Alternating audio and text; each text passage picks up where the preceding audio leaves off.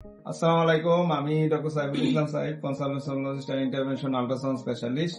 আমরা একটা বাবুর আল্ট্রাসোনোগ্রাম করাবো। মূলত ওই বাবুরা আমরা তার মায়ের পেটে থাকা অবস্থায় করেছিলাম। তখনও তার ডান কিডনিটা গ্রসলি হাইড্রোনেফ্রোসিস ছিল, সাথে তার যে ইউরেটারটা আছে এটা টরসুয়াস এবং ডাইলেটেড, মানে মেগা ইউরেটার ছিল।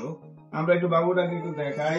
এই যে বাবুর ডান কিডনি দেখেন, মনে হয় সিস্টের মতো একটা স্ট্রাকচার, বিশাল বড়। এটা কিন্তু ডান কিডনি, একদম কিডনির কোর্টিক্যাল থিকনেস নাই বললেই চলে। কিন্তু সাথে এই যে ইউরেটারটা, এই যে পেঁচানো পেঁচানো নালির মতো দেখা যায়, এটা হাইড্রো ইউরেটার বলি, কিন্তু এটা এমনি এস এর মতো পেঁচে পেঁচে গেছে। এটা টরসুয়াস, তাইলে এটা মেগা ইউরেটার। ইউরেটারটা বড় এবং টরসুয়াস এবং হাইড্রো ইউরেটার, এই যে পেঁচে আছে হাইড্রো ইউরেটার। পাশাপাশি বাম কিডনি আমরা দেখাই। এই যে দেখেন, বাম কিডনিটা দেখেন নরমাল, আলহামদুলিল্লাহ বাম কিডনি ভালো, কোনো ডাইলেটেড কিছু নাই।